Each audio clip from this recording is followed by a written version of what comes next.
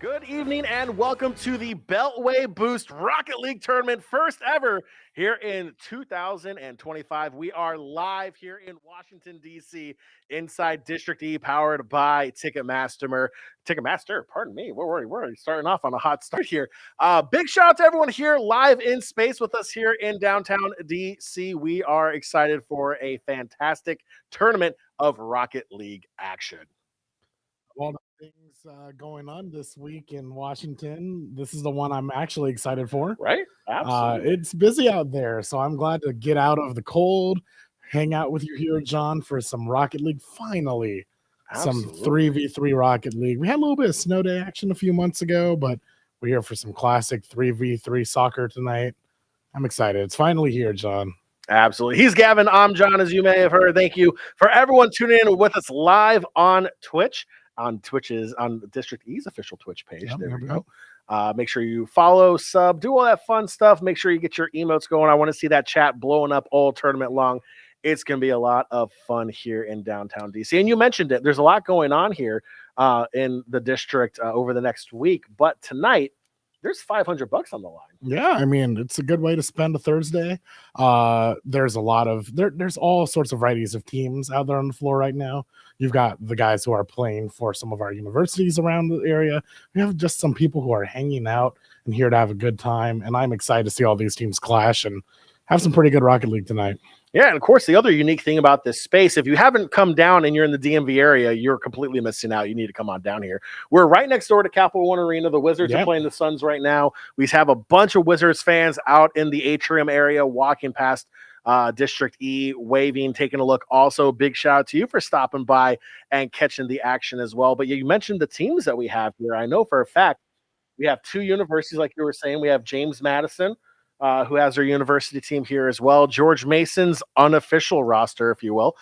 They're here as well under a pseudo name. We're not going to out them, though, until they get on stream. But it sounds like we are ready to go with our first match. Single game. It is a best of three, like you mentioned, that we're going to get started right now in this quarterfinal match. Perma Bulkers, Library Trash Cans, and here we go with the kickoff. Goes into the Trash Cans' favor. Are we sure the trash cans are orange? I think we'll have to figure out who's on which color side here. But nonetheless, I'm looking forward to a lot of the aerial play here. I got to see some of these guys practice before the matches got underway here earlier today. And there's a lot of skilled players out here, as there's a great chance there in front of the goal. And we have our first goal. Urbis. We're gonna go with that. We'll see if that's on the gamer tag. In. Two on orange commit to it. No one in the goal. That's gonna be one really quick way to kind of find who's the coordinated teams and who's not. Just seeing who's dedicated to like the first clear and who's ready for the rebound, right? Absolutely. I'm also looking at some of these other gamer tags out here. We're gonna have some fun names to call throughout the evening. Doogie gets the stop right there. So Doogie was on the, I want to say that's Perma Bulkers. Wow, it's going to get me all night. Was a part of the team that I believe was part of the team that won our Snow Day tournament earlier last year. So some recurring talent. That's a good rebound, but no Powerful Lord is there. No rebound wall here. It's for the third, but not on track. But a lot of good offensive pressure here. Lots of good opportunities. And another one coming here. A beautiful play off the back wall. Follows up near post. Big save. I'm just lazy. Can't get the follow-up, though. Yeah. And that seems to be the kind of ongoing problem here right now with Trash Cans is that they're overcommitting, and when they make that save, they're not resetting fast enough back into the goal. And that's what's getting them twice now as presumably Perma Bulkers takes a 2-0 lead, the most dangerous league in soccer, so I've heard. Yeah, I'm not going to dog like gamer tags or anything, but I don't think you want to have someone who's called I'm just lazy. Demo for a clear. Absolutely. Little fist bumps there in your lower left-hand corner. Good. That's just how they drew it up, right? Right.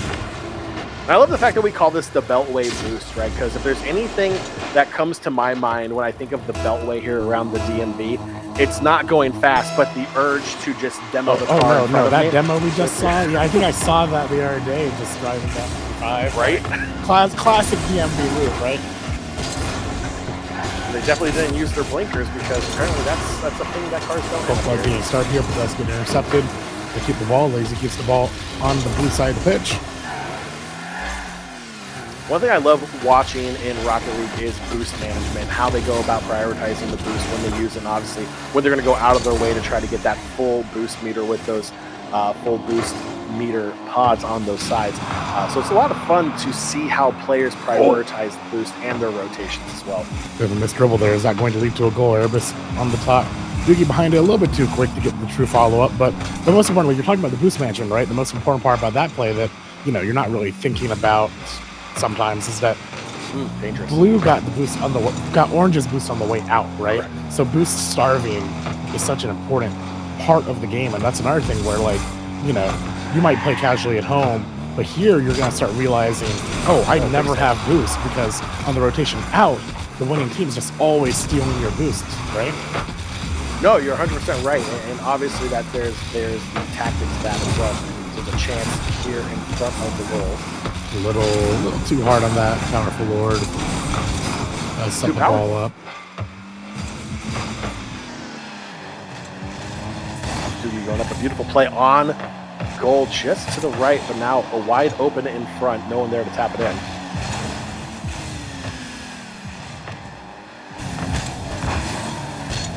It was a little open and Lazy. It's a little hard there. No one on Blue to kind of follow that in. Deny on the corner. Oh, double tap in. And yeah, so just kind of falls with the ball, lets him rebound it on the ground when the aerial fails. So I mean, when you're playing goalie there, you're kind of at a disadvantage, right? It's like you think automatically he's going to try to play the ball high because he sees you attacking. It's a whole another level to just say, hey, look, I'm just going to let the ball drop. The tiniest bump can make the difference between going over and under your car. I mean, the idea, what you're supposed to do there is you're supposed to. Oh, that's another goal. 5-0 lead for Irma Bulkers. It's gonna be a tough Christmas night. I have a feeling. That's gonna get me, and they're presumably at the moment gonna. I'm the king of mispronunciation, so I will not dog you for anything. It's completely fine. Irma Bulkers. Irma Bulkers. We're gonna be seeing them a lot tonight. So I think the important context here is that this is a best of 3, and Library Trash Cans need to kind of prove to themselves that they can start getting some points on the board and just start mentally getting at the next game, right? Yeah, especially when it gets so lopsided. It's so easy to kind of fall into that, woe is us kind of routine. It does reset, like you said. You have 2 other games, at least one, to try to get yourself back into this. Yep. Just try to build that momentum. You got a $1.16 left to go here in game 1. Get yourself that first goal. Get yourself in that field. You're playing in front of a live audience. That might be something that's new for you, but it can be a little intimidating. So you definitely want to, calm the nerves a bit. Try to get that first goal reset for game 2. Yeah, and don't mash rematch. Take a second to say, here's kind of like the small little adjustments we can make to improve our chances. Like, here's what's going wrong. One thing we've noticed, of course, is just excellent boost management from Irma Bulkers. And really good rotations as well. Yep. You don't see all 3 crashing up front. You see the communication there. You have the one player playing back on the defensive side that's been rotating when they need to. And again, with the boost management element there as well, it's just an all-around solid performance so far. Oh, and speaking of just being in the right place, Powerful Lord, 1 more goal, the 8th for the team. And just, using, it's one big thing when you're playing standard matchmaking in Rocket League. The thing that you notice is the better players will use the entire pitch, right? Just keeping an eye on where the ball will go and being where it will be instead of just chasing the ball, right? And that's a great example where Powerful was just in position center field there to catch the deflected ball. Down to 30 seconds here in game 1. For a demo there, does steal the boost on the way out. Doogie just, it's all part of just really good defensive rotations, but Doogie especially just seems to always be right there for the clear every time. He's been denying these corners every single time. Here he comes again. He's going to get the full clear as we count down the final few seconds of game one. As a reminder, the game keeps going until the ball hits the ground just like that. Perma Bulker, see? I called it. Yep. I called it. Takes game one. Powerful Lord, 5 goals that game. Beautiful, 5 goals. Let's see here.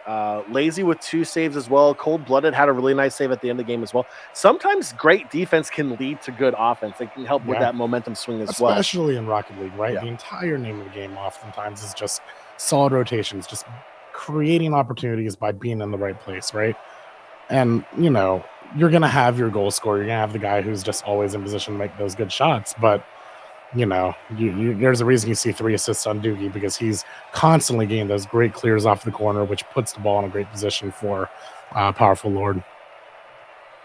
And Powerful Lord, 5 goals is very impressive performance all around. I think this gives us a lot to look forward to. This game one. Too. Yeah, it's only game one. What's game one? It's game one, and we had like 80 goals. Like, it was absolutely insane. It was 5 minutes, 80 goals. It felt like goals on goals on goals, right? You know, 5 minutes feels like an eternity when you're in the game sometimes. Yes. That was a fast game. That was action-packed. I think it's even worse when it goes to overtime, because then it's like maybe $1:30 goes by and someone scores. You're like, man, that felt like an eternity. And you look, it's like, oh, it's literally been like 64 seconds. I think that like everyone who's played Rocket League at any length of time just remembers that one game that had like the 8-minute overtime. I'm picturing in my head as we go, like the overtime that lasts longer than regulation. And you're just sitting there like, I don't know how this guy has saved 5 of the best shots I've ever made in my life, but he's there on the other team right now. It's like he never leaves goal. He never goes to get boost or anything. He just sits there. How is he making these saves? Like, it's unbelievable. Bro, you just cleared. How do you have 100 boost? What's going on here? It's wild. I think the ones that tonight. I think the ones that get me is like where you're playing defense or you're playing in goal, right? And you take the shot, and your only option is to play it off your own post in goal. Here we go, game 2 in our quarterfinals, and that is a kickoff goal for Powerful Lord. Let's see the replay. What exactly happened there? Just an uncontested kickoff. Unfortunate. Yeah, there should be. Theoretically, there's no such thing as an uncontested kickoff, where there's always someone on both teams that have the opportunity to at least touch the ball, right? There are techniques you can do. You can do a speed kickoff to get the first touch nearly every time, but you just shouldn't have completely uncontested kickoffs. I honestly think they were too busy taking out the trash bags out of the library trash cans, and they just forgot to go on that kickoff. I'd yell at my librarian a little bit. You're being too loud. Calm down. I know the story here, right? Like, what shared library experience involving the trash can do you guys have? Like, who hurt you in a library that like you named your team Library Trash Cans? You know, it could be a really fun story where I hope it is a fun story. They met at college at the library playing Rocket League in the corner. They met their true love in the library when like they dropped their drink into the trash can, and like Romeo comes over to take it out of the trash. This is going to be a quick setup to Erebus, who is essentially the backboard for that goal. And this, I think this is the other thing too, right? So obviously aerial play gets a lot of love in this community, and rightfully so. It's a high skill cap there. But there's something to be said about these easy 1-2 low level taps. That's just beautiful and like pure cap. Especially when you can coordinate, right? When you can play, you can talk through the play, but also you've been playing with these guys nonstop. You know where 90% of the time that ball's going to go, and you know where you need to be to catch that pass, right? Like, when you're playing solo queue like I do all day, you're not even thinking of what a pass is, right? You're just trying to, like, get the goal on your own because you have to. But seeing the team play here is always exciting. Oh, 3 forward on that ball. We got to reset the defense as Erebus gets the wall bounce and no clear. Unfortunately, no follow-up from Red. He's got a clear shot. It's going to go just to the side of the post. Good spacing by Johnson. And that I was going to call him beefy. You had to pick one. You had to pick one, right? It would be funny if I said beefy, then you said the second half right after. That would have been fantastic. But hey, you want to know something? First goal in the series. Yep. That's what they needed. And that was a good goal too. That was not errant. That was not like accidental. Right. That was a great pass to himself for that goal. It's it's what they say in hockey sometimes. It's you need to get that first goal to get those nerves off, and they have that first goal. That was they get a a really good block save as there well. as well. Yeah, that's a really motivating save. You're down by 1. This game is still winnable. You have plenty of time. You got just over 3 minutes to go. Take your time, get yourself back in this game, tie it up, and go from there. Good pass back. Is that going to lead to a goal? Interfering passing to each other, but they managed to salvage that one into a powerful Lord goal. Yeah, good pass, good rebound. Doogie goes in for the finish, but off for Lord kind of takes crap for that one. Always good to be fighting your own teammates for a goal instead of the other team. Right. Wealth of options. Another chance here to follow up, man. That's going to be every good setup goal. It's going to be a bounce off the backboard, off the side, prepping the next guy who's just there in the wings, waiting for the chance, right? And if you're library trash cans and you're able to recognize this, you know, your options are you got to play more midfield. You have to start stealing the ball before the setup. You need to start letting it hit the backboard and playing harder defense. You have to pick one of the two. You have to be either more aggressive or more defensive. We're stuck in a rule 1. I call it it's going to be a 2v. Face, just like trying to figure out what they want to do. Oh, you love to see it in person. It's going to be a 2v2 for they're still going at it. Beefy versus powerful. Shout outs to. I always appreciate teams behind, always adhering to the rule. That deserves kudos. 5-1. That one goal might not have been the motivating difference, but you have to start somewhere, and you still have 2 minutes to go. Improbable, but not impossible, I can say. Yeah, I've seen crazy leads melt in Rocket League. Yeah, you're down 4 or 5 goals. You got maybe like a minute to go. It's totally doable in this game. It's that quick. But it's gonna have to start at this next kickoff. Yeah, we're gonna have to start getting some creative rebounds here. We're gonna have to start winning kickoffs. We're gonna have to start being really aggressive if we get the ball here. And Erebus takes the aggression there. Cold-blooded won't be there in time. Got the boost, but couldn't get repositioned fast enough. Since my favorite type of kickoff is the immediate follow-up into the goal. Personally, I'm never a boost first player. You know, I feel like we make this a little bit more challenging for permabolters. If you're playing with a controller, put it down and use mouse and keyboard. I don't think they're going to do it. Keyboard mouse players scare me, man. The folks who play this game on keyboard mouse, and there are plenty of them. Too smart for me. Is this where I tell you I play using keyboard mouse when I play Rocket League? It's terrifying to me. You drive a car with keyboard, you lost me. You drive a car with a controller? I've been playing Cyberpunk recently. Yep. Every time I get into a car, I pick up my controller. I love it. Beautiful shot, uncontested near post. Doesn't even need to follow it up. And I just want to make sure, you know, the reason why this is happening is because look at the positioning right there. All 3 members of Library Trash Cans were on that ball just now. And the difference is perma-bulkers are just using all of the space on the pitch. They are where the ball is going. They are not trying to. There, by the way, is a good aggressive kickoff that Library Trash Cans needed. But they're using the whole. Look how spaced out they are right now, right? They're playing responsively. They're playing off of each other. So it's making a big difference over time, right? You know, there's actually it's a psychological term. In sports psychology, it's referred to as beehive, right? Beehive soccer is a thing you normally see like in the youth soccer. Yes.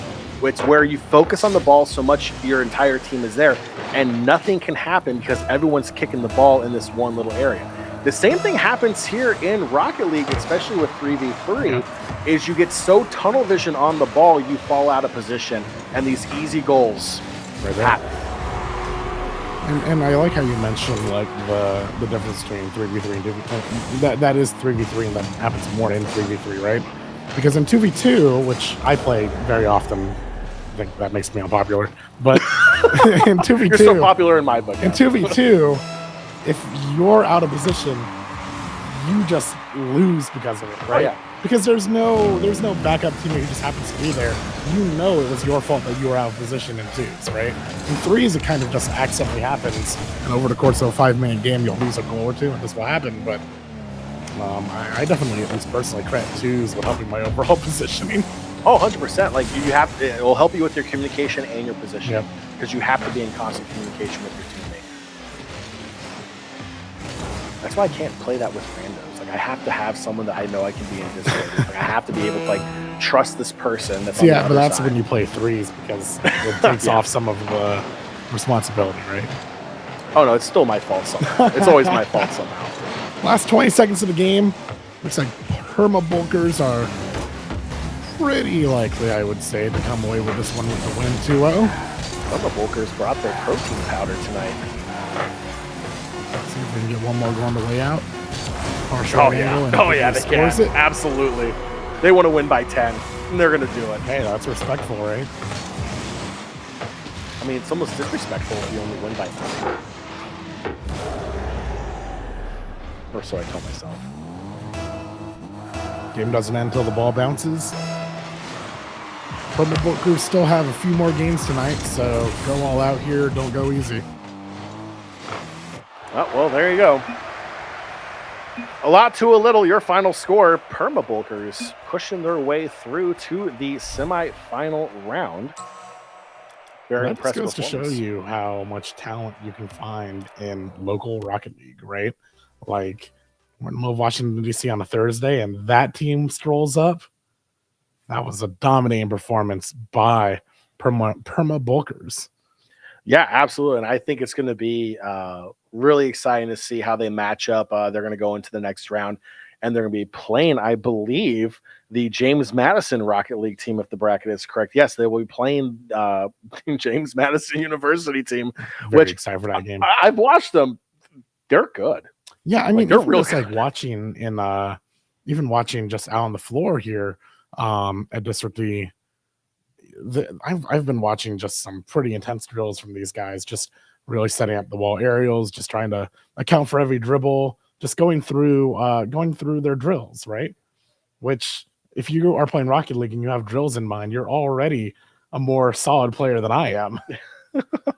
Every time I launch Rocket League, I just hit A and play a game until I'm in a game. Yeah, these guys are ready. 100%. It looks like we're going to have an interview here, so we're going to toss it to a very quick break.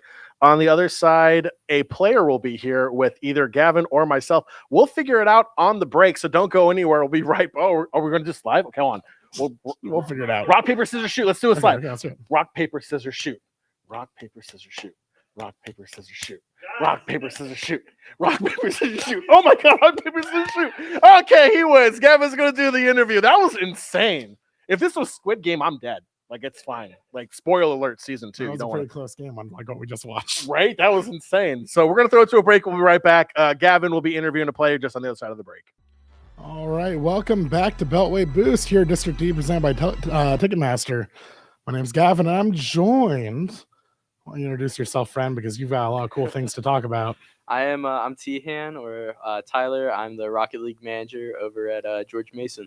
So, I mean, I guess just what does that broadly look like being a Rocket? Or is it just Rocket League? Just Rocket League, yeah. But I do work with the entire esports program. We host events all throughout the year. So going into the semester, which actually starts this upcoming week, so on Tuesday, right after Martin Luther King Jr. Day, shout out to him.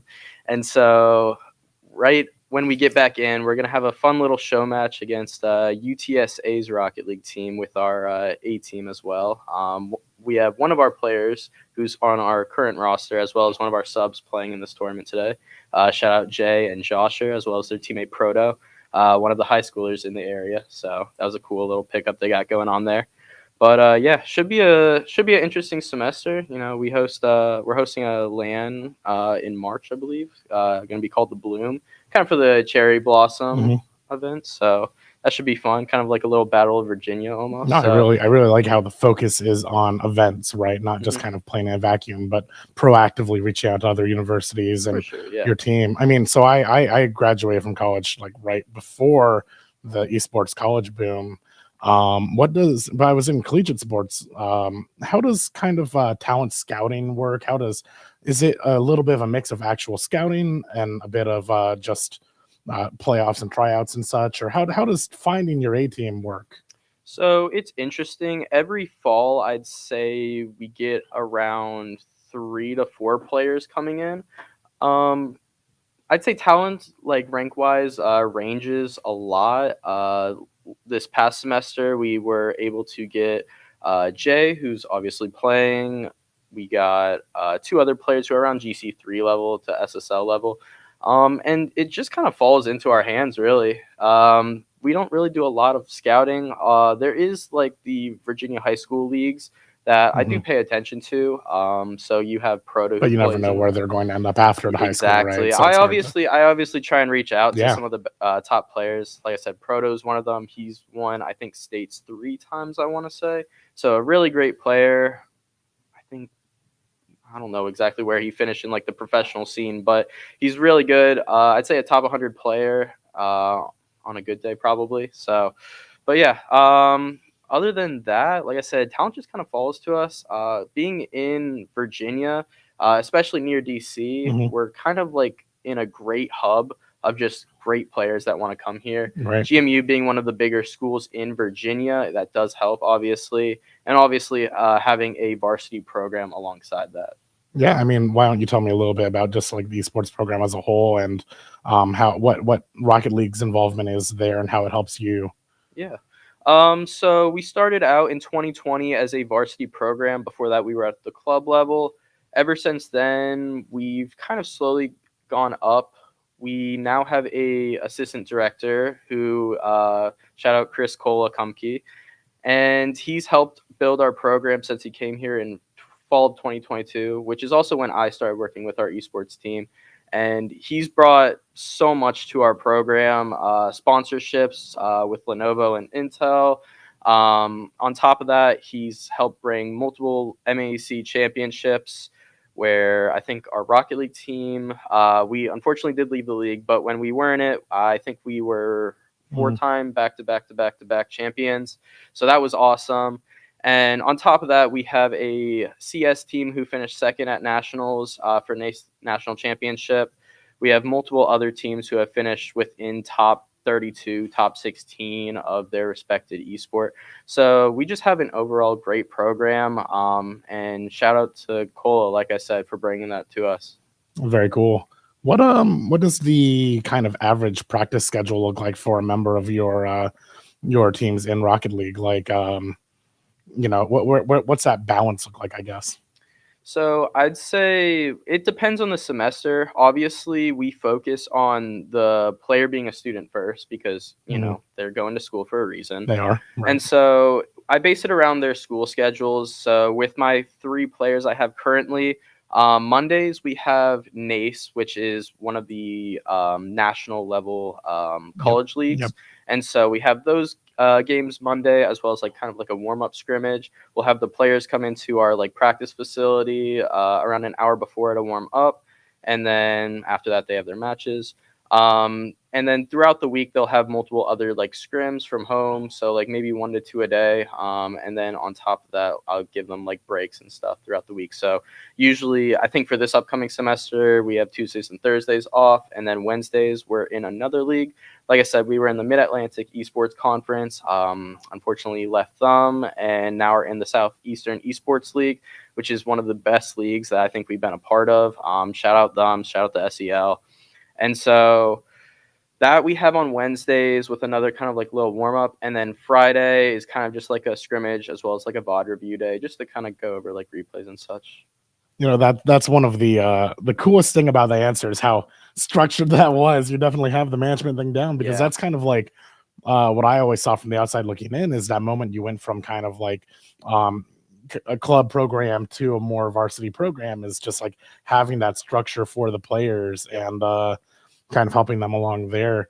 What aspirations do you see from players as they come through your program? Do they try to find themselves playing in the more professional esports circuits afterwards, or is this more of a stop on the side as they are going through their college career? Like, what type of players then What did your players want out of their time at GMU? Yeah, so really, it's for my players personally. They just want to play in the collegiate scene. They want to feel like they can represent themselves. I have had a couple of players in the past. Josher, who's one of the players, he has played in RLCS, has made top 32 in North America, which is super insane to say. And so we have had some players that have came in that have performed in like something outside of collegiate. But for the most part, I'd say our players are just collegiate focused, which really helps actually because it's a lot easier to work around their schedules that way. Coming back to Beltway Boost here at District E, obviously you are very embedded in the Rocket League community locally, not even just at GMU. What are we watching for tonight? What are you looking forward to tonight at this tournament? Honestly, I just want to come here today just to like have some fun, kind of get an idea of like what this tournament is going to be. And, especially because we're hoping to see this like maybe like be a monthly thing. So, who knows what can come of that. So really just want to get an idea of like what y'all got going on here, especially because y'all have hosted other tournaments like that before. We had the 2v2 Snow Day tournament. I forgot the name of that one. I want to say it was hosted alongside like the Capitals in a way. Yeah. But that was a great event. A big turnout. I think there was around like 20 teams, I want to say. So that was a great event. And especially with like what y'all are doing here, I think this has a lot of potential. Well, a little insider info. There definitely is more Rocket League to come, alongside the other things we host. We host fighting games, we host platformer Smash, For sure, yeah. Sports like that. But I think Rocket League, we're really excited to kind of see take its place as one of the regular things hosted here at District D. And I know that you bringing out folks and kind of seeing what things are about can help spread the word. So I appreciate that, Tihan. And I think that's all I have for now. And let's continue enjoying such a great tournament as we get this next match started up. I think we'll go ahead and take a break. We'll be back on the other side, rejoined by John, and we'll get that next match set up for you guys. Thanks for joining us back here at Beltway Boosted District D. That was a pretty fun interview with Tihan, the George Mason's Rocket League manager. That was very insightful. That was very cool. Yeah, I was chilling over here on the couch listening in on the interview. First off, great interview. That was absolutely fantastic. It was some great questions. I want to know, right? Because as a person who went to college from 2010 to 2014, or no, 2011, 2015, I'm not trying to out of here. We were watching esports start to become this collegiate bubble that was like ready to happen any moment, and didn't quite happen in my time in college. So I've always wondered just like kind of how these programs start. What's the experience for the players? Like, what's the parallels? Because I was in sports info. What are the parallels between traditional sports and college and Rocket League? And oh my God, Tyler answered. Just that was so cool. I'm so glad I won that 10-round rock paper scissors match. Yeah, no, I mean, aside from all of that, it was such a great insight. So, like, if you're sitting at home and you're like, "Hey, I'm a high school kid. Like, I want to go to college. I want to play collegiate esports." Obviously, you have varsity programs like at George Mason, and obviously top talents here in the DMV and colleges here. But yeah, you can get noticed. Like he was talking about how there is a George Mason player playing on the RLCS right now. He's like a top 40 player in the entire nation. Isn't that just such a fun, casual thing to just like drop on the side? That's a flex and a half, right? He was over here talking about like, oh, it's Rocket League on a Thursday. Casual flex real quick. RLCS like pro guy over here from our university. I mean, that's cool, but that's what you can do. You can develop your skill in this game while getting that higher education at an incredible university like George Mason. So here on the screen, we've had Permabookers and the JMU Dukes prepping, and they are starting their best of 5 semifinal match. This one promises to be good. We are coming back to Permabookers. We just saw had a dominating round one, and they look like they're going to continue here in this first semifinal against JMU. Yeah, I'm really excited to see James Madison play. It's actually been a while since I've seen the Rocket League team play. I just want to quickly mention how unfortunate that was for Gad. Gad went for the corner pinch on the post, but like just barely missed it, so the ball just kind of popped out for a goal. But I saw what you were going for there. I recognized the tragedy. Oh, and a big save by a powerful Lord. Going to take an attempt to Gad the early cut. That could have been on goal, so kind of mixing it up 50-50 there. No boost and does lose to 50-50. It's going to lead to a quick goal. Ability. Madison on the board. That was a really good position, really good bullet there. Really indefensible for Powerful Lord. No boost either. Real checkmate situation there as we tie it up 1-1. A lot of James Madison fans in the chat as well. Big shout out. Thanks for joining us here live on Twitch for the first Beltway boost here at District D. That has to be the follow. Powerful Lord does recognize it. Tries to kind of keep possession there by matching the height, but doesn't quite make it in time. And that's where you start to get into these real aerial mind games in this level of Rocket League. Like, you know, every time, every change in possession is just really big. That was a really good stall by Pigeon. Oh, doesn't get mixed. That was nice. I didn't save that ball. In my mind, I think I did, but I know for a fact. I'll blame it on the lag. It's fine. That was nice. I mean, with the skill of both of these teams, you're going to need to have big saves like that to keep this game close. Aerial off the wall. And that's what we were saying. One big thing we recognized last game, right, is when you're being approached by an aerial like that, you have to defend it out in midfield, or you have to just guess right inside the goal. And we're seeing right there, for both teams, they're challenging in the midfield. You don't let them set up the aerial to begin with, right? 3v2 moment. Bit of a power friendship pinch there to get the clear. Abilities going to follow this up into the center, but good defenses there. He's looking for the play center here. Now the chances to be cleared out by James Madison. This is the aerial shot by just a little bit there, but Jimmy managing to keep possession. Doogie on the follow, 50-50 down the side. Abilities there. Bounce off the wall. That's going to be the follow-up. Challenge. Yeah, I mean, yeah, if you're going to go for the clear, you have to go for the clear. And like, it has to actually clear, right? So what we saw there is Powerful Lord got the clear, but into the hands of Pigeon, who was in the midfield waiting for it. And again, and that comes down to positioning, that comes down to communication, being in the right place at the right time. You have to make the other team pay for mistakes like that, and that's exactly what James Madison did.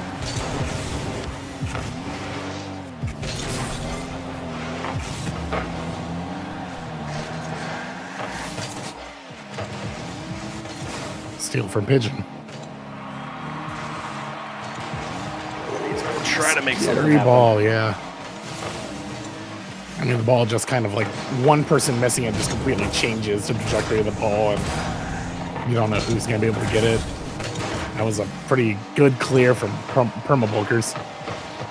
Ooh, Doogie's forced into the, Doogie, very excellent clear to the side instead of forward, because if it was a forward clear, that ball was getting bounced right back in. And Doogie, again, great clear off the corner. Powerful Lord has to get the rest of the way out. Doogie's there for follow-up. Unfortunately, okay, Powerful Lord does make it there. I was going to say Erebus was a little out of position. And that was a good bounce against Powerful Lord. Doogie was there to back up the clear, but all of that effort just for another shot by Pigeon. And, man, Perma-Bulkers are having a little bit of trouble clearing this ball.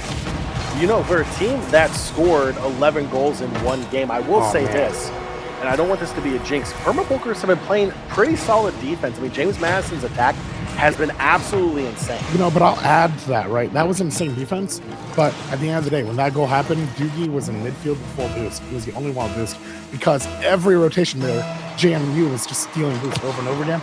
You can clear the ball once, you can clear the ball twice, you can get the opportunity to clear it 3 times, but at some point you're going to run out of boost, and that's just what that battle of attrition from not actually clearing the ball leads to. You have to get the ball fully out to finish the play. 1 minute to go here in game 1. It's a best of 5 here in the semis. So we're here for the long haul. 2-goal advantage for James Madison, and they have been putting on performance here today. Yeah, and you know, that's again to say that Permabulkers have been doing great defense, but they've been forced to show their defense. They're having such a hard time getting that offense started. And right there, Erebus, no boost.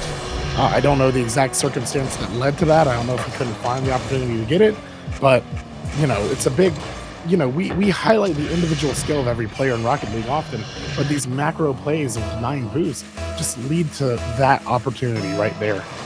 Yeah, no boost. You just kind of double jump and just pray that the ball just touches the bumper of your car or something. Oh, what a good rebound!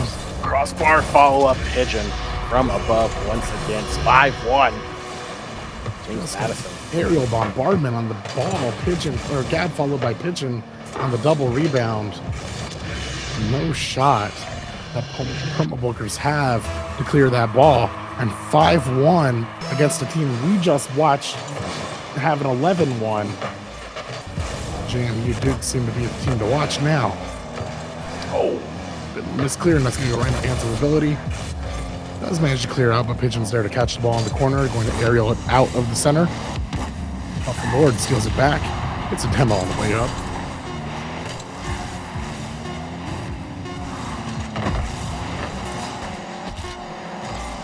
And we are going to go back to the locker room, back to the drawing board.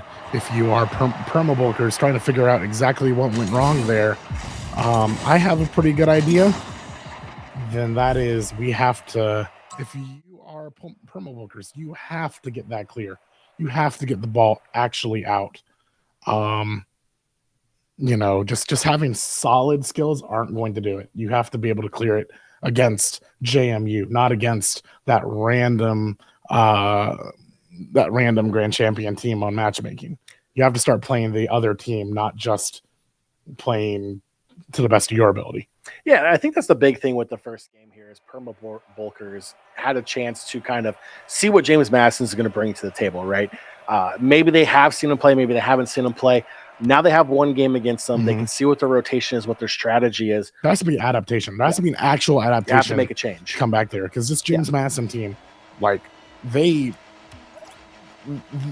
know how to keep the ball on your side of the pitch. Oh, absolutely. And if you know they're going to go to try to starve your boost, you have to take that into account. Like, you have to change your play style to either combat that or find a way around it to get, these good opportunities to at least get shots on goal to see what happens. Making it work right now, but that was as good a center as you'll get, but neither player on Permabulkers had boost to follow up the center.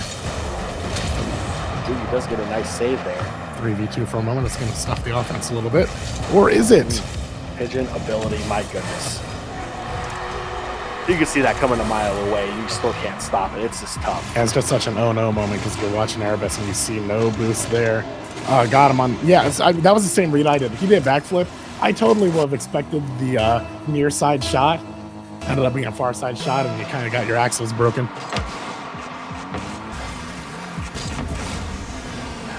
$30 in, only one goal. We have a lower scoring game if you're Permabulkers. Okay, best of 5, so still more opportunities. Shot 1, 2, 3. All 3 members got a touch of that one. And that's going to put the JMU Dukes up 2. And we're seeing, we're seeing the attempts at the side clears, right? Which is what you're supposed to do, right? You're not supposed to let them. You're not supposed to clear forward because the guy is there to keep pushing the ball, right? But at the end of the day, you have to get the clear. Here comes Chance Erebus with the center. And it's, that's another thing you're going to start seeing the difference between these two teams are the centers from JMU are being placed aerially in front of the goal and not riding the wall. It's so easy to defend the wall like that, like just saw from Gad. We're going to have to start, if Permabulkers are going to start getting through the defense now that they've found their offense, they're going to have to start really creatively getting these centers. There was a great chance there for Doogie. Just couldn't rotate his car enough to get a shot on goal, so it goes to the side wall.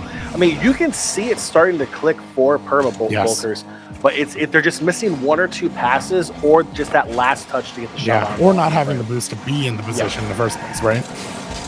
We haven't seen much defensive opportunity from JMU because they've not been forced to, so now we're starting to see that they've got some pretty great defense alongside that offense. But still a 2-point game. Still very winnable. Still plenty of time. Just over 3 minutes to go here in game 2, best of 5. Pigeons looking to make it a 3-0. Oh, man. Yeah, just kind of got caught on the corner trying to figure out just to get the clear, but oh, for Lord, a bit too much commitment there. And Erebus got pushed into the goal for a demo ability. It was giving him a hello in the goal.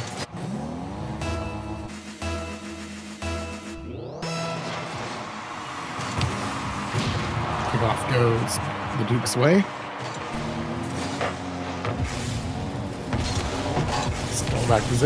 Stole back possession from Pigeon. That leads immediately to a goal. That was off the wall. Just watch this. He just immediately hits the wall, gets to jump off the wall to center the ball immediately to Gab. That's in 5 seconds. You lost possession and had a goal set up on you while you were trying to start off your offense. Great play by JMU. I mean, and that comes down to team chemistry too, right? You know, you can say it's boost, it's your rotation, but it's also knowing where your teammate's going to be. And it's trust that they're going to steal the possession, right? It's communication, like I've got the ball centering, right? Like 3v3 is chaos. Let's be real here. 3v3, that's a lot of players on this field, flying all over the place. You have to trust your teammate. You have to know exactly where they are to pull out. I mean, that's the magic of these professional teams, right? Is finding their way through the chaos, right?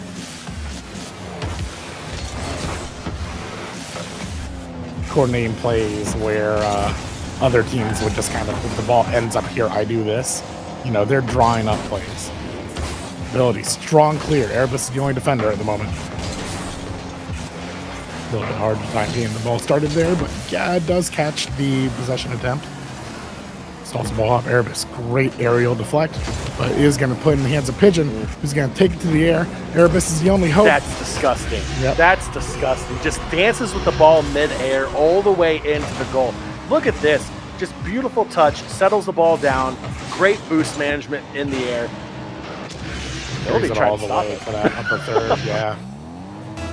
I mean, with no boost, that ball is guaranteed. Right? You just cannot. You just can't block. You can't get the air to block it to make the correct decision.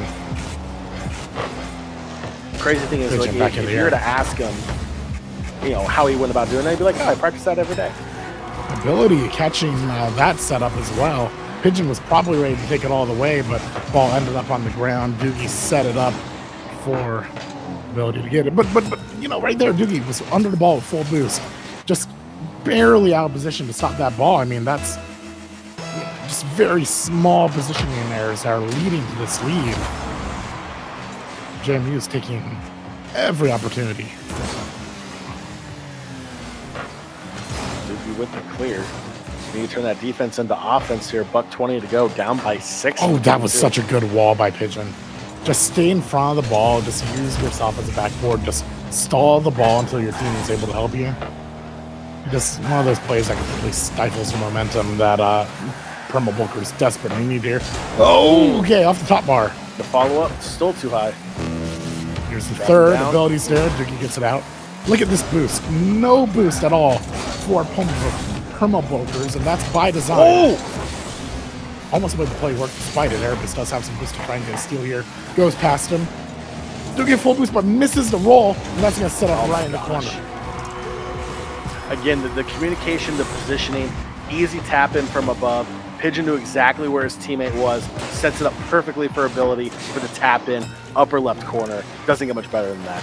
Yeah, I mean, that's just like the most classic play in Rocket League, right? Drive it up the center wall. If they miss it, it's just a free ball for your teammate to get in.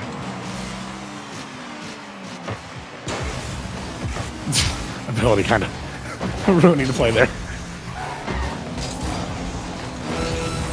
I think it's allowed, probably not too big deal on this one. That ball is unfortunate clear. Does hit the post though. Wow. A rare miscue. Pigeon gets a boost and starts to clear. He's going to aerially take this right into the front center. Erebus is where you need to be to kind of clear off to the side. And that's what I'm kind of getting from this game, John, is that the Perma Bulkers have the tools to stop this offense, but you have to actually execute it as well, right? We're seeing them in the right place. They're just frankly getting outplayed in these small interactions, right? Their car being below the ball instead of behind it, or making the wrong guess for a front flip or a back flip, right? The tools are there, but man, these macro opportunities created by the lack of boost, by the movement management, by just, I mean, frankly, there are amazing aerials coming from JMU, but I think we're going to have a more exciting game 3, I would hope. Yeah, and I think the other thing too is Perma Bulkers. So see, I'm going to slaughter this entire night also. In their first matchup, they were controlling the pace of the game, right? They were making library trash cans adapt to their pace of play. They really control the game from start to finish. Now they're on the other end. They're the ones being controlled by James Madison. James Madison is forcing them into their game plan. And that's really hard to do, even on an esport level, where you need to break through that and start forcing James Madison to make mistakes, which they've rarely made any mistakes here tonight.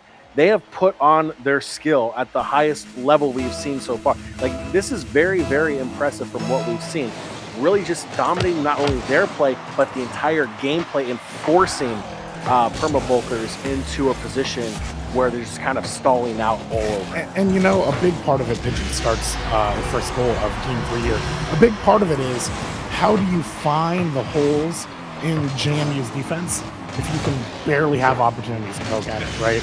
It's hard to adapt to what you haven't seen yet, even in a Game 3 here. And I mean, JMU already with the go off the corner, solo goal off the corner bounce. That is tough way to start a Game 3 that you need. Otherwise, you're knocked out of this single Elam tournament. Pigeon, strong aerial. Side clear mostly. Doogie gets the contest. What's he going to do with it? He gets a center, but Gad is there to reflect it off. Ability just hanging back there in midfield, waiting for his opportunity. Doogie with the clear. And this is scary because, you know, Doogie has been one of the stronger players on Perma Bulkers, and when he has no boost on the other side of the screen, I get a little worried for the Bulkers. Ooh, 1-2, both missed, but no follow-up by, rare no follow-up by JMU. There is such a thing. I've been saying this all night. You know, you want to use all the space on the field the best you can. There is such a thing as too much, right? So in a moment like that, where you get the trade and it slightly goes in your favor, you really want your guy behind you to follow up that offense. And that's one reason why Perma Bulkers haven't been able to kind of spin up that offense, because they're too far from the side to each other, unfortunately. Yeah, we talked about it last match about the whole aspect of beehiving, and I guess that would be the complete opposite of it. Is way too much room, which is kind of crazy to think. My elementary school soccer coach would probably yell at the ladder a lot more than Warmer. Get on the ball! What are you doing? You know, aside from that first goal, 9 seconds in, it's been goalless. So if you're Perma Bulkers, you have to be happy with it. Yeah. Center offense, great shot from Powerful Lord, but Gad was able to patiently wait on the ground. Didn't commit to anything until he saw the ball hit the ground. Excellent play. But here we go, another center. Falls in front of the goal. Important there, Pigeon made sure to clear the ball above the goal. Another shot. Pigeon again, just everywhere. Erbis in the back with no boost. If it gets by him, we're in a lot of trouble.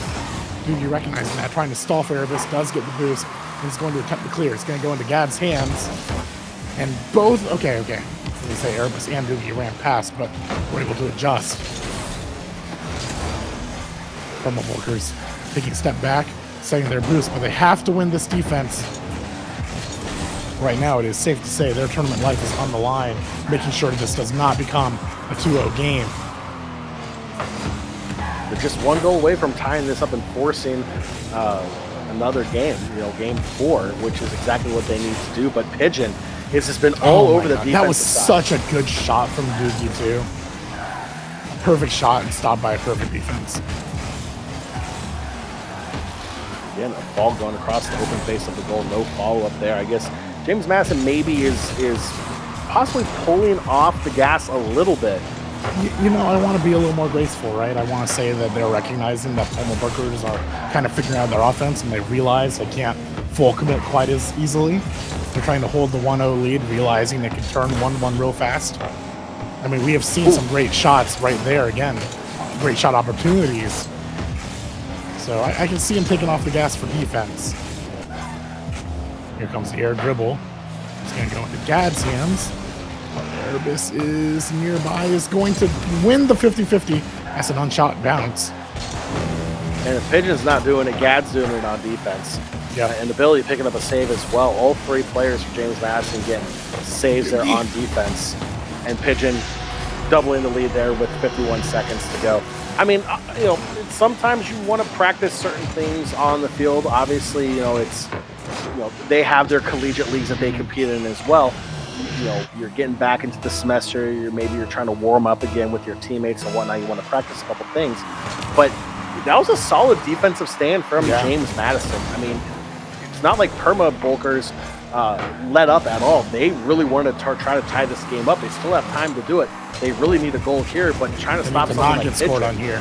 Yeah, Pigeon and Gad are just unstoppable. Oh, 90% of the time that double bounce goes in. Gad was slightly misaligned. Attacking down the side. Dugia took the boost behind. Unfortunately, having a hard time clearing the ball again. Gad, upper rebound, passes back. Off Lord, able to get the ball before Pigeon gets it. But Pigeon back in. Dugia almost on goal there, but ability just... Again, I mean, it's also just, and me being a matchmaking warrior, the idea of passing the ball back is so foreign to me. But such a big deal in games like this, just making sure you holding possession is more important than you taking shots on goal. Sounds obvious, you don't see it very much in solo queue on your own. But. What? You're saying solo queue doesn't have that kind of play? Well, I'd be terrified if I ran to the JMU Dukes in solo, that's for sure, as they take game 3 here in this semifinals. Punches their ticket to Grands.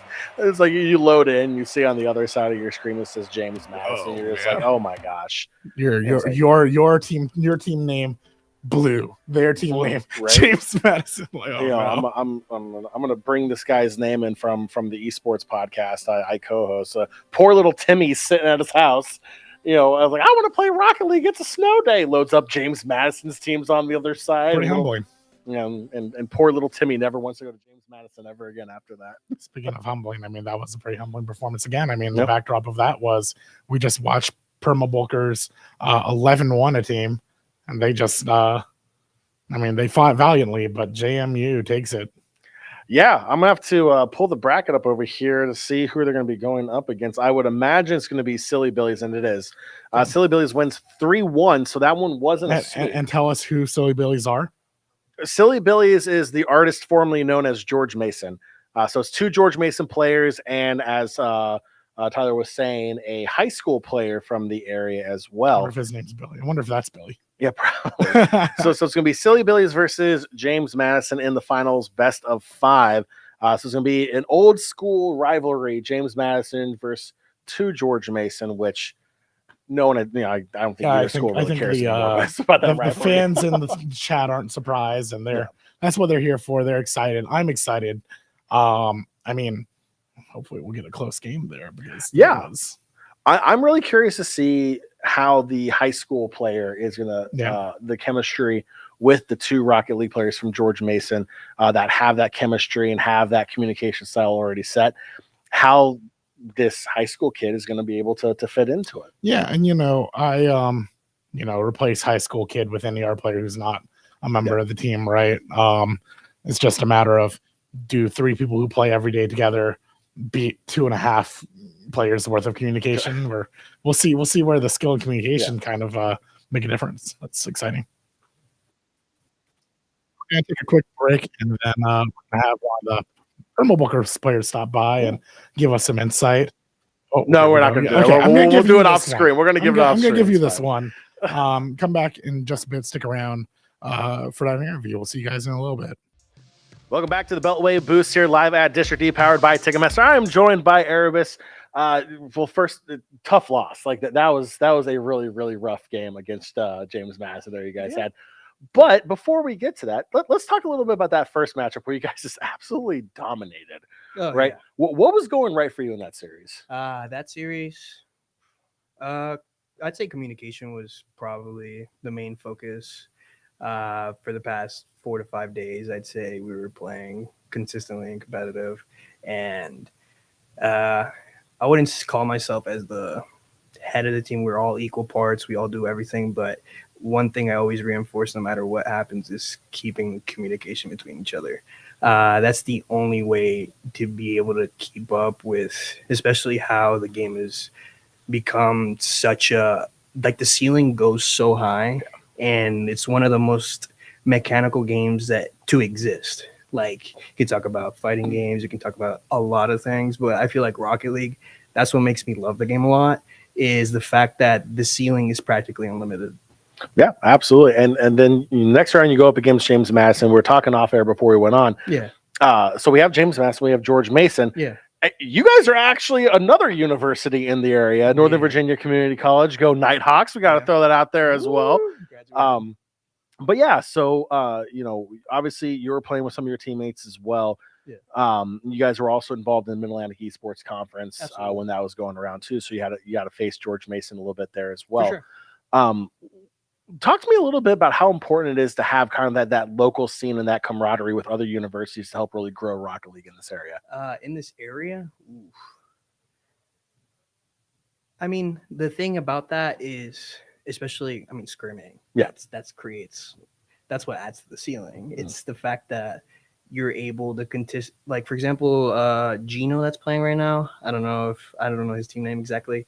He used to be Northam Macomb. And we played against him when we were in JV, and we would scrim him all the time. So, like, someone that's here, we scrimmed him a couple of days ago as well. Oh. So it's like, that's what I mean. Talking about the local scene is really important. It adds a focus. It exposes players.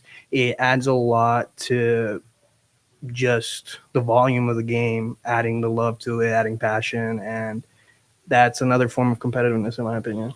For sure.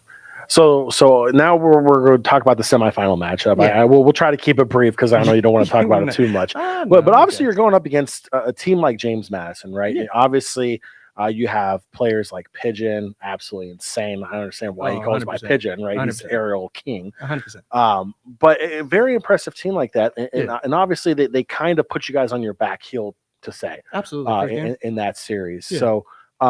What was your biggest change you were trying to make going up against James Madison, trying to make it a little bit more competitive? The biggest change is another factor that adds to the ceiling is adaptability. Yeah. No matter who you're playing, what you're playing, it's not just how consistency is a big thing, but it's not how consistent I am with the ball. It's how consistent I am to adapt to who I'm playing, whether knowing what they're capable of. Defending, especially when transitioning from defending to attacking, it's finding the spaces, consistent with the boost, everything. All that adds layers and layers and layers of just complexity to the game, and that's another reason I'd say I really like the game. Yeah, absolutely. And one of the things Gavin and I were talking about was their ability to really control boost management, right? Absolutely. And kind of starve you out in your own defensive end a little. Unfortunately, I don't want to say it, but like half the game.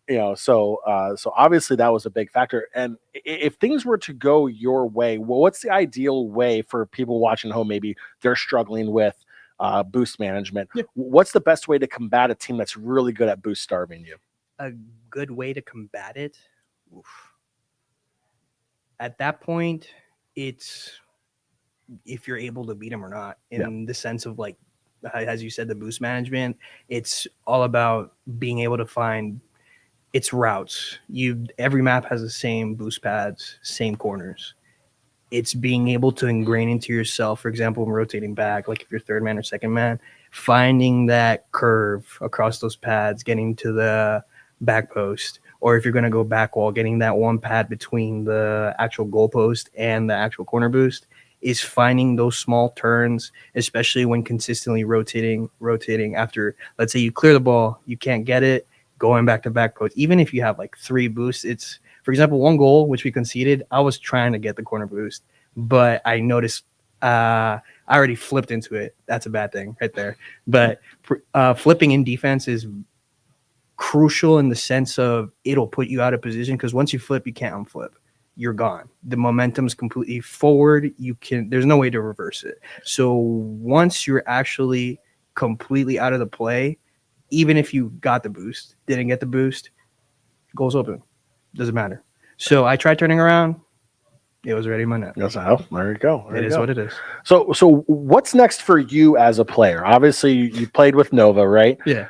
What's next? Because I believe you were saying you're about ready to graduate in Nova, correct? Yeah. Already graduated. Already graduated. There you go. I took a break this past semester, the fall, and I'm going to George Mason actually this spring. So George Mason team. I think George Mason's in the house, right? Absolutely. So, I mean, I'm just going to say, if there's a vacant spot. Hey.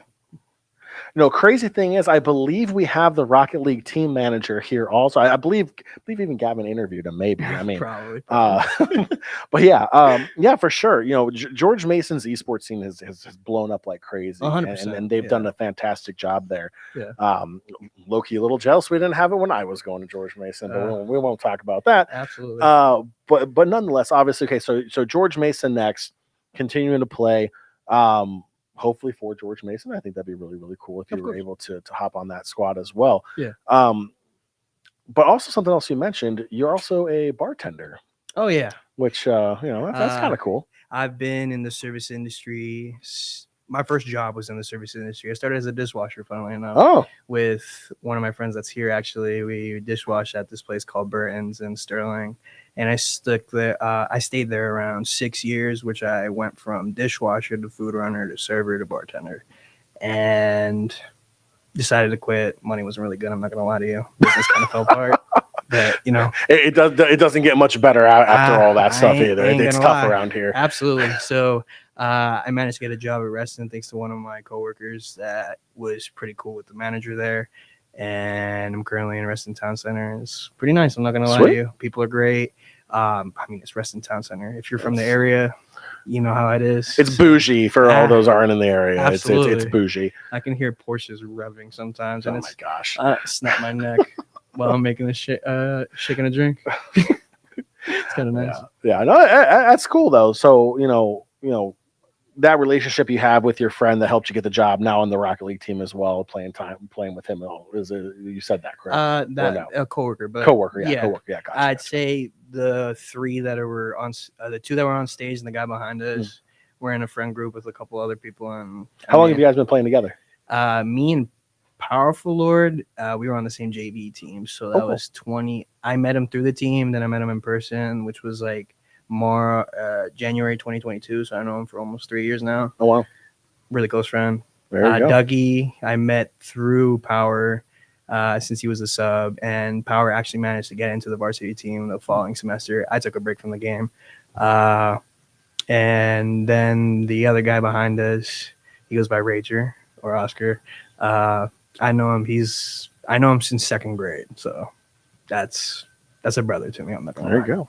All right, we're going to wrap it up here real quick. I'm going to give you some rapid fire stuff real quick. You ready for this? All right. Absolutely. You're not playing Rocket League. What game are you playing right now? Ooh, Virtual Fighter 5 Revo is going to come out. Oh, Gavin is jumping up and down in the corner. Dude, my man is hyped. I grew up playing Virtual Fighter 4 and 5. PS2, 4, PS3, 5. Revo is coming out the 27th. I'm excited. Virtual Fighter 6, I don't know what's coming out. They exposed it at the CES, I think. Shout out NVIDIA. Much love. But yeah, I'm super excited to that. Anything else I'm playing? You actually really put me on the spot. I mean, you only have to give me one. It's fine. Cool. Rapid fire is just a quick reply. Oh yeah, absolutely. Go ahead. All right. You're loading into a Rocket League game. You have your Spotify playlist. I hope you're not an Apple Music person. Oh, Spotify only. Okay, so you load up Spotify. What's your go-to song? If go-to song right now, oof. If you had to pick one song, it depends, but for Rocket League, you got me stuck on this one. I'm not gonna lie. Is I listen to a deep house mix, so like just background vibes. I mean, my music taste very broad. For Rocket League, deep house. If I'm in the gym, either I like Knocked Loose. I don't know if you ever heard of them. No. Knocked Loose are pretty good. Who else was I thinking of? Knocked Loose, Kublai Khan, TX. Crazy. See, Crazy Gavin was vocals. over here when you were walking back. He was like, Yeah. "Yeah, he's totally a Taylor Swift kind of person." I was like, Oh, "No, he's really? not. He's not a No, Taylor no. Swift kind of guy." I mean, hey, to all respect, I mean Travis Kelce, you know. You know what? We're not going to talk about the Chiefs NFL here. propaganda, you know. No. No comment. No comment. Mm-mm. I don't know. We're not getting paid, right? No, Yeah. no. I'm a Broncos fan, so I don't deal with the Chiefs at all. So Hey, we'll go do- Commanders. Go Commanders. You know what? Go Commanders. We Yeah. will say that Tihan was on here wearing a Detroit Oh yeah, I saw that. kitty cat jersey or shirt or something. I'm not sure what team that was, but Yeah. but absolutely definitely go Commanders Absolutely. for that as well. Chat's even popping off saying go Commanders as well.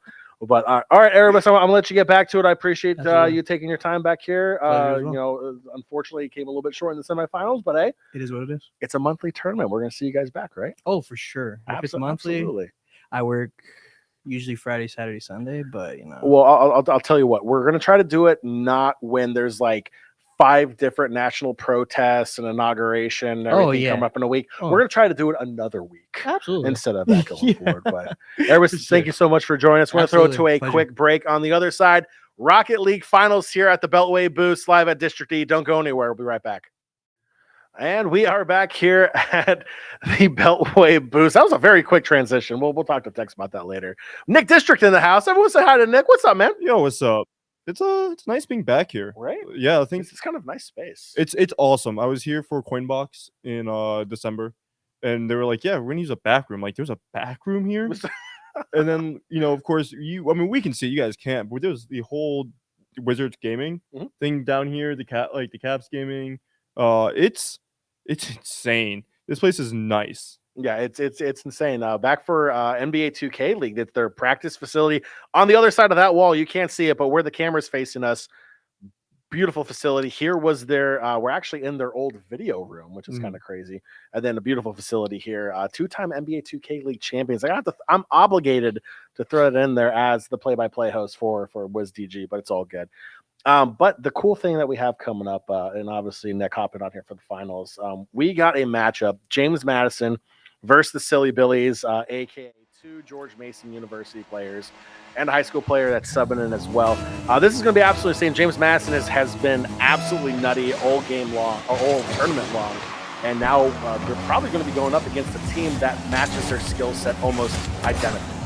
Yeah, you didn't mention that like the Silly Billies is a team made of 2 GMU players and a high schooler, and it's gonna.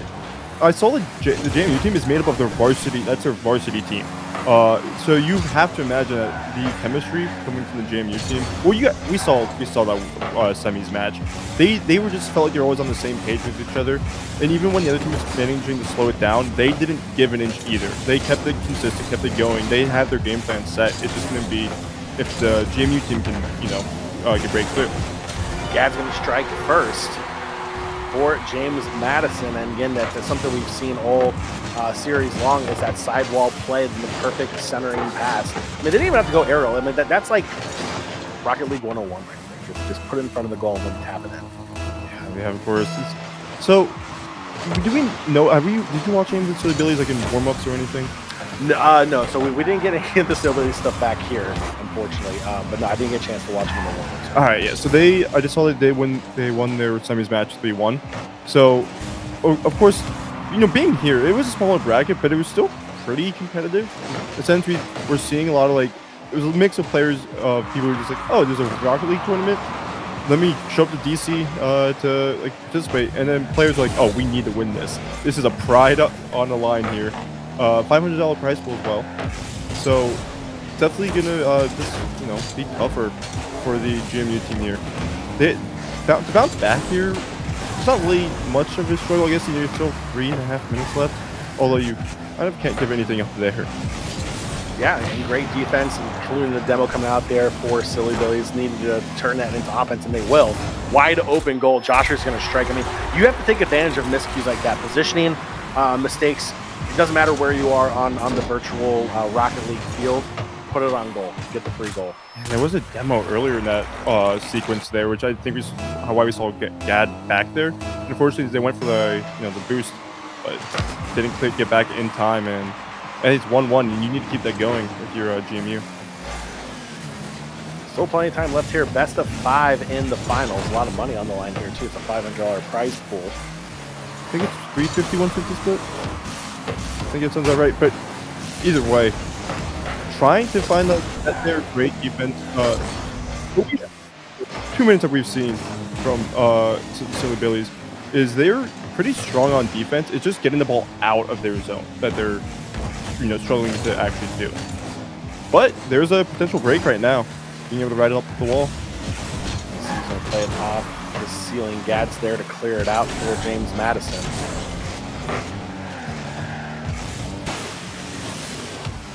Beautiful aerial deflection. Going to try to find Pigeon.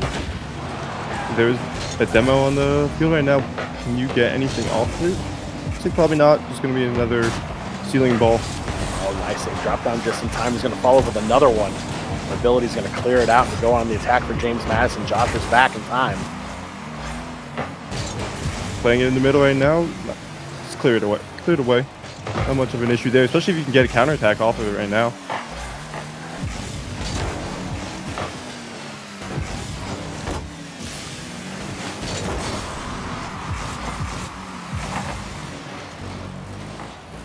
We're seeing Silly Billies also being patient, not trying to force anything. They're going to conserve their boost in that sense as well, so they're not going to become boost starved. They're going to be able to either go on attack or play defense. They're not just zooming around using their boost. Not saying we saw that here tonight, but that does seem to be a common issue with some players. It's just their mismanagement of the boost. It's a good open face opportunity goes there, but no one's able to follow up for Silly Billies. And clearing the ball out right now. Josh, can you get it out here? They are struggling to get it out of their defensive end. James Madison trying to get their lead back. Just clearing it right there. I will say, one of you're talking about how it felt like a lot of not everyone is struggling in a way to get it going, but you can tell the difference is how you can interact in the air, being a big part of how confident with your team you are. Because if you trust your team to be in a certain positions, you don't have to play certain moments here. But there are the small gaps you can see. No one was there in that net. That could have been, if we did see a play from JMU in that middle area. That's a goal. That's a 2-1 lead for you. 40 seconds to go here in game 1 of the finals. No bracket reset, nothing like that. Here is going to be the best of 5 to crown the champion. And a great chance here, hits the crossbar. Joshua also gets the save. James Madison, 30 seconds, trying to get that late goal, but now Silly Billies going on the attack. They want to avoid overtime. 2 demos back to back. And you're looking right now for I feel like what we've been seeing most of the money being made is that center ball. You can get around side, but we've seen both these teams are rarely giving up that that center position there. We're gonna see that overtime. Overtime in Rocket League. It's going to get sweaty here, folks. Underway in the overtime period. First goal wins game number 1. Pigeon for James Madison trying to make something happen. Jay is there to put it back into the side wall. Silly Billies are going to clear the ball out, and they will along the left side wall. They're coming in full boost right now. Anyone in the middle does not look like it. Spectator cam almost betrayed us there a little bit.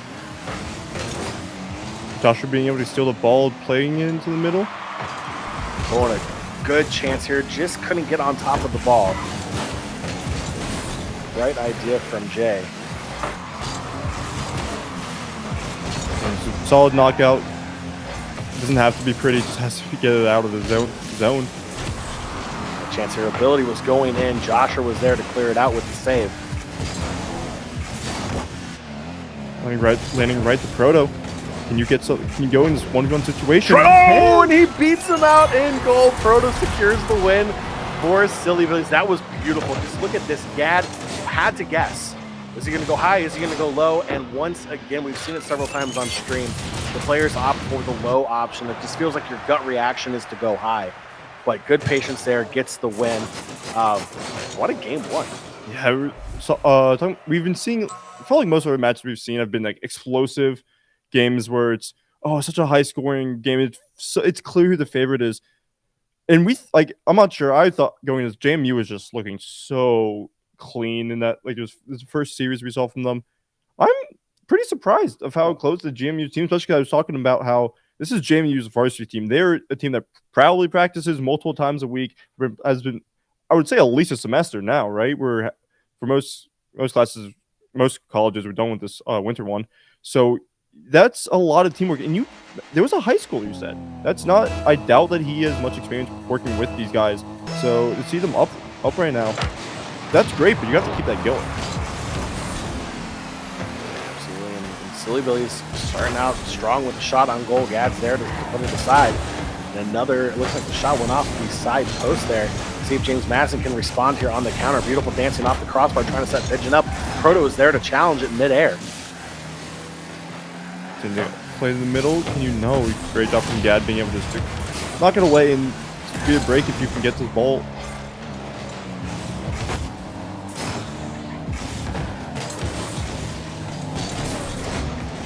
Stalemate there in the corner. Now Proto finally gets the clear from their defensive end, looking to go on the attack. And you mentioned it. We've seen a lot of high-scoring games here, and this one so far, as goals have been at a slow pace here. Final score being 2-1 last game. 0-0 here a minute in. Both teams really showing that respect to one another. Both see a little bit of play around the boost there. Getting a demo, but not going to be able to make anything off that situation. Jay had a chance to put the ball back on frame, just went a little too fast, a little too far with that boost. And, slight overextension from you there, and you aren't able to make anything off it. I think the JMU players are probably playing a little more back, expecting it to be more of a clear situation, and not expecting JMU to overshoot a little bit with this. But that was a pretty goal. That was nice. That was a tough angle. Proto going aerial, winning the ball back from Gad's misplay, and just plays it off the backboard. Perfect angle. I mean, you have to know exactly what you're doing with your rotation of your card to get that angle off. That was a solid goal. You were talking about how a lot of those situations, you're kind of expecting to have to go high there. And we did see that over the high attempt from Gad. And Proto, one thing that's burning him a bit lower. So it's gotta think maybe that affects the later half of this game. If that comes to that situation again with just, I mean, hey, it's happened twice now. There's no telling it's going to happen a third or fourth time. If Proto's going to be mixing it up, and hey, this is the biggest lead we've seen so far, right? And that was a close one, right? Jay puts it on frame there. It obviously advances on the goal line for a little bit. You have Gad there, ability comes flying in. Obviously, he takes himself out of that game. Even if you try to do a backflip there, you're not going to get there in time. But that's just tough, right? You read what was going to happen. You just were out of position. It's a 2-0 lead for Philippines. And you honestly have to get this ball going in right now, which is obviously easier said than done, because slow play. It's been 1-1, was going into overtime last time, and this is the biggest lead we've seen with 2 goals. So you need to get something going soon, because unless you're somehow get super hot in the last 30 seconds, you're probably not seeing a second goal for another minute minimum. And that's one thing, assuming you manage to score one soon. Josh along the side, the shot on target. Gad is there to turn it aside. Pigeon going aerial now, trying to dance around Proto. Perfectly placed for Proto. Great positioning, gets the save, clears it out to the side. Now a dangerous chance here, tries to get back on frame, back post and in. And Pigeon gets credit, beautiful. Yeah, just playing it back in the middle and finding someone there. Pigeon being just able to find an open spot there. Defender was just not ready to make the move to cut back in, because there was a whole net there. You can go close side, far side. And if you miss it, you just have to guess. If you miss, that's a goal, and it was a goal. James Madison pulls one back. 2 minutes to go to find another one to try to tie it up. Possibly get a winner out of it too if they want to. And Silly Billy's going on the attack now, trying to get that 2-goal advantage back. and you're definitely trying to slow it down a bit because we've seen how long it took for them to score. That was about 3 minutes into the game. If you can keep it going like you were in the first time, or just, score another one, it's gonna put you in a much safer position to play the game that you want to play without risk of getting blown up so fast. What an animation, right? Just bombing them. Yeah, I'm loving some of these goal animations that our players are having here today. Absolutely fantastic. I know there's several when I was playing on a daily basis in Rocket League that I really wanted to spend real life money on, but I decided not to. That is something that's been like really cool to see, is just the creativity of what you can do, because it's soccer with cars, right? What could they really do to make it creative? And then they drop what looks like to be a blockbuster movie type animation on just a simple goal celebration. Oh yeah. And of course, microtransactions are king of games now, and I won't even talk about how much I've spent on League of Legends. But you take a look at some of the cosmetics you can get, especially in Rocket League, designing the car the way you want it with different paint styles and rims and everything else. I mean, you can really let your personality shine in this game along with your skill. Or you can just go straight up with the Batmobile. I think I've only seen the Batmobile played in a competitive league maybe once or twice. I think Octane is still the favorite one for everyone to go to.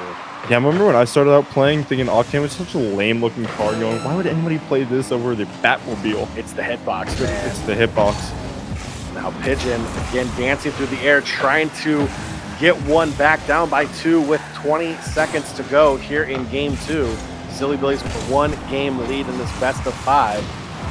If you're Silly Billies, you're just playing the midfield defense right now. You don't need to force anything onto the other side. You don't even want to risk pushing your back to the goal there, right? We saw what would happen in those small 1v1 situations, and that's going to be putting them up 2-0. Silly Billies take the 2-0 advantage in the series. They're on match point going into Game 3. James Madison, kind of in uncharted territory here. They had the easy 3-0 sweep in their semis. Silly Billies made their way here 3-1. So it took them 4 games to get here, but they're fully in control. Obviously, the first 2-3 minutes there of Game 1, Silly Billies were kind of feeling out James Madison a bit. But once they were able to tie that game up, force that overtime, they've been in control ever since. And James Madison has really struggled to respond to Silly Billies' defense in particular, coming up with some really, really clutch saves on a lot of their guaranteed goal situations they had in the past. Yeah, and you're talking about how it's like uncharted territory, right? Being down 2-0. Another thing is the offline setting here, which as a fighting game player, I love talking about this. This is the one thing that actually does matter a lot. Rocket League's not a game that's typically played offline in this type of scenario. Like, we obviously do see the big LANs and everything, but there isn't local, there isn't a weekly thing like this going on. So how many times, if you're JMU, have you been in this offline situation where you have to come back 2-0 down? And that's not even to say like GMU themselves has been in it either, because that's another thing. You're up right now, but you just look. There could be a big little tick in the back of your mind thinking, "What if we lose this?"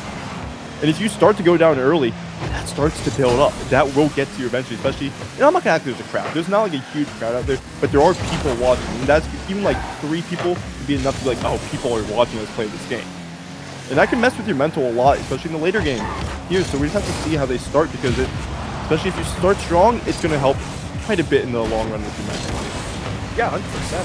I think that's something that's definitely, I think, players that may not have a lot of practice in front of a live audience, or even in this scenario, being right next to Capital One Arena with a major sporting event going on, literally like 100 feet away, you're going to have thousands of people walking past, and you can see these gamers on the top of your screen right now. If they're to look over their, that's going to go in. Ability strikes for James Madison. That's the start they needed to really get themselves back on the right foot to try to get at least Game 3 locked away to force Game 4. What a nice assist. You're talking about the game, like the fact that there's going to be thousands of people walking out. By the way, that game's in the 4th quarter right now. So that's going to be true. There are going to be people like walking out. So if you're the Silly Billies, you want to get this over with. You want to win this game so you don't have to deal with that. But if you're the JMU people, that's gonna low-key start to be an issue in your mind if it gets to that. But that's the thing is, if you're gonna win this set, it is gonna get to that situation. But you can't let that happen now because you have to get there first, and you can't get too ahead of yourself in these types of games. Just over 3 minutes to go. Silly Billy's down 1. Gad picking up a save there. Proto for the Silly Billies trying to get that goal back. Pigeon with another beautiful save. And a follow-up by Ability for the save as well. And this is exactly what James Madison needs, right? Sometimes if you're not able to score, you need to find different ways to get that momentum back. Big defensive plays, team saves like that, getting a demo. That's on Squasher. That was Joshua Squasher on that one, on the James Madison player. Now a good chance here. Has boost ability, and Jay is going to score to even it all up at 2:36 here in game 3. Exactly what he needs to do. Ability, they're struggling with that boost. Pigeon the only one with anything, but still, Proto was right there on the near post as well for the follow-up. That's just a tough situation. And that was a huge equalizer there. Especially you talked about how those small plays are going to start adding up on defense, and you want to shut that down. And hey, that's a tight game now. If you're even bringing it close, oh, that's the bounce back you need if you're the JMU students though, to bring it back to a lead after just how slow of a pace the last game went, the game before. To have a lead, I think this is the first lead. No, I think they had a lead in game 1. They scored for first half. Yeah. Well, I mean, yeah, this is their first game with like a legitimate lead for more than a minute or so. And that's going to be huge, especially if you can build this one up a bit more. Because like last game, we saw the two goal lead, and it looked like that was like an unescapable, like a 2-goal lead, an unescapable holdout.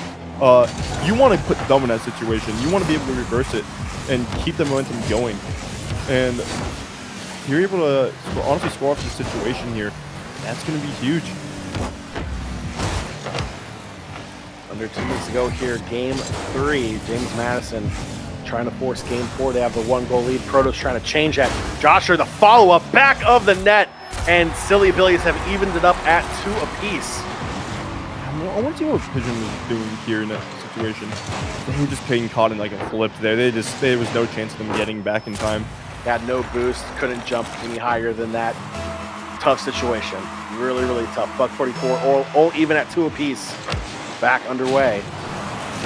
And the demo there. This actually should just be a great save coming out there. That could have been a really big like change of the tides there. But if you're able to clear this out, if you're JMU, you create a potential situation here, or at least just keep it out of your own zone for a little bit.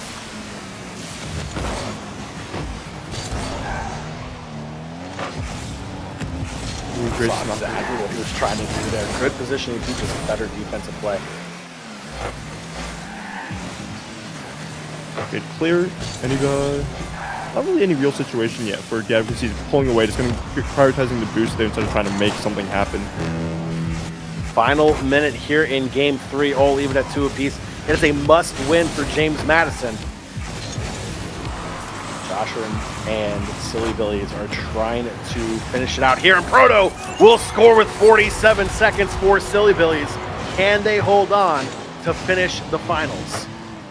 And I was talking about how, like, in the last game, you don't want to just change your strategy to park the bus, keep on the defensive end, because then your back's constantly through the wall. If you can just play the same game, don't even, like, think about it with a lead. Just think of it as a tied game. That's what you're honestly going for, but this could just be... Back-to-back Proto strikes. What a face-off. Perfectly placed by Josher. And just an unlucky bounce there for ability, and Proto is there to follow it up. It's a 2-goal lead with 43 seconds left for Silly Billies. And they're just playing the game, playing your game, not trying to force a defensive situation. You're able to build up more on this. And this could just... Oh, great save, knockout there. This is not undoable. You have the time to get 2 goals, but you're going to have to do it fast. They have a great chance here. Just ability out of position just a bit. Tried to flip it back on goal, but now to get back on defense. Gad will clear it out. The long clearance on the left side of the wall. Jay's back there, puts it in the corner. Now a chance. Ability just misses on the rotation. There's a demo on the field. You have to score now. you have to make the best of the situation. And yeah, if you're Proto, honestly, you're just letting this one bounce.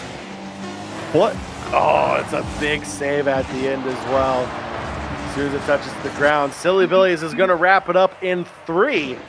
And they are going to be your Beltway Boost #1 champion. It's the first one of 2025. And it goes to Silly Billies, a.k.a. 2 George Mason players and a high school kid as well. That was probably some of the best Rocket League we've seen all night. 2 teams super competitive with each other. Great defense, great offense from both teams as well. Just Silly Billies really put together the whole package in a very impressive team performance. Evenly matched. It just felt like it was those last minute situations where we were finally seeing Silly Billies break ahead just bit by bit. But you're talking competitive felt like the whole time, which is refreshing to see, honestly, after we saw earlier the 11-1 and the 8-0. Yes. So to see to see that despite the the differences in having your varsity team there in JMU and then a high school student and 2 GMU players being able to not only just hold your own but winning it, that's impressive. These are guys who play a lot. JMU students were showing. We saw there was a lot of skill there, but the JMU players had something magic going on for them tonight. Oh, for sure. And then in game 3, James Madison was able to put the pressure on Silly Billies as well, getting them down by a goal several times, even striking first and really putting the momentum on their side. And Silly Billies were able to fight back. That goes to say something, like jumping out to a 2-0 lead. For some people, they think that's easy to hold on to, right? But when you're constantly down having to fight your way back, like Silly Billies did there, especially in game 3 with a lot on the line, you put all the pressure back on James Madison to make a play. And that's exactly what we saw. They made a couple positioning errors, if you will. And Pro capitalized on 2 very quick goals back-to-back to seal the deal for Silly Billies. So when you start to become desperate like that, that's what happens. Yeah, looks like I'm going to let you handle this interview. Okay. We're going to throw it to a quick break. On the other side, we'll be back with an interview. Don't go anywhere. You're watching the Beltway Boost here live on Twitch. Back inside District E here, the Beltway Boost, all wrapped up. A Silly Billies, a.k.a. 2 George Mason players and a high schooler, is what we're going to call it. Taking home the inaugural win here, joined by Josher from George Mason and the Silly Billies team. Josher, first, congratulations, $350. I mean, Thank you. It's a Thursday night, 350 split 3 ways. That's not too bad. You guys going to go hang out and party up in DC after this? No, we're gonna go home and shot. Yeah, look at ice cream. Yeah, yeah. What kind of ice cream? Oh, the Haagen-Dazs right next to us, like a hot fudge sundae. See, look at that. You win, you get ice cream. Simple as that. Yep. So obviously, with your experience at George Mason, you've played against James Madison multiple times before. What were you kind of expecting from them going into the finals? I didn't really remember playing them because nowadays I just play people and then I move on. But going against them, so Jay and Proto like the ball chase, so I just let them ball chase. I just come in when I'm needed. It's kind of my strat. Yeah, and then you were mentioning Proto is the high school player that you guys brought in.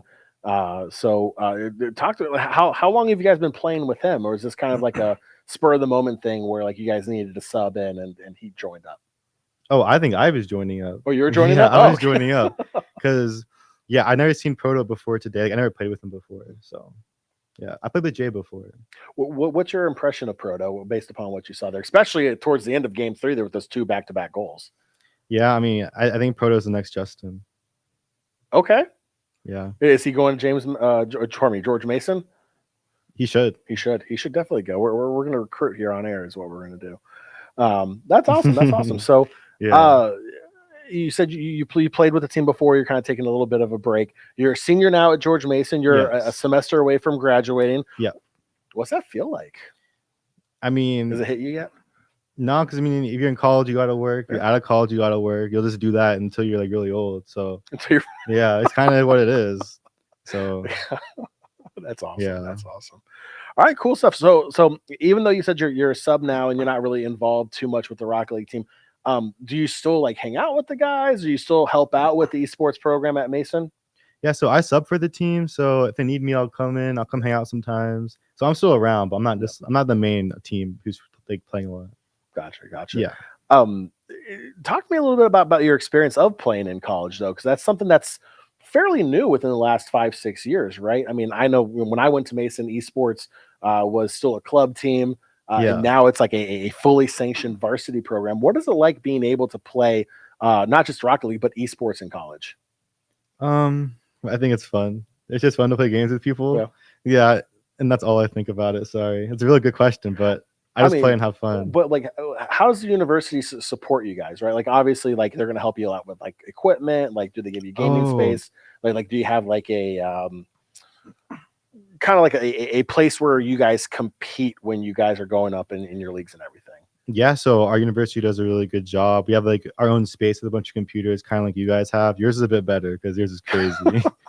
But yeah, they pay for some travel expenses. They give some scholarship money, and there's like a manager. Yeah, it's a lot of stuff they do. So it's really nice. It's pretty awesome. Where's the esports space there at Mason? Is it in the JC? No, we were gonna go there, but then that didn't work out because of details. And then, but we're in the hub. It's another building. Oh, cool. Yeah, the hub. Okay, yeah. Awesome. Yeah. Spend a lot of time in the hub. We won't talk about those stories on air.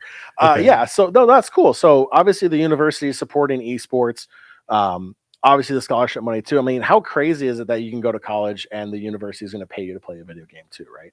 Yeah, I think it's crazy, but you have to be in the very high percentage of players and skill wise. So it's really nice to do it, but you do have to put the work into it. Absolutely. And from a player standpoint, how do you balance schoolwork and your practice and your league games? Yeah, so I'm a little bit more in the background now, but back when I was playing a ton, my grades suffered at first because I was gaming too much. But then I think you gotta learn how to balance it. So it's if you want to lower the amount of time you play, you gotta have really high quality practice hours. So if you play a lot with a team and just focus on tournaments, you don't need to do as much rank and stuff if you have high quality practice. Awesome. So we'll wrap it up here real quick. I'll do a rapid fire question or two because I always think these are fun. You get to learn a little bit more about the person as well. You're not playing Rocket League. What game are you playing? Valorant. Yeah, I play way more Valorant than Rocket League. Valorant. Okay, yeah. that's a choice. No, that's okay. I enjoy Valorant also. I'm not very good at Valorant, but Valorant's a lot of fun. Yeah. Okay, cool, awesome. What do you play? What do I play? Yeah. Oh, see, you're not supposed to ask the interviewer questions. Oh, no, I'm currently on a Marvel Rivals kick. Oh, yeah, I want to play. I miss old school Overwatch, and I love me some Marvel. So you give me old school Overwatch plus Marvel heroes, and I'm there. Yeah. It's a lot of fun. It scratches that itch, so I don't download Overwatch 2. I can say that because we don't have any Overwatch tournaments here, so I have no problem saying that. Yeah. But yeah, that and also PoE 2 is a big one I'm playing also still right now. Too. That's a solid game as well. Nice. Music. Load up your Spotify playlist. What's your go-to song?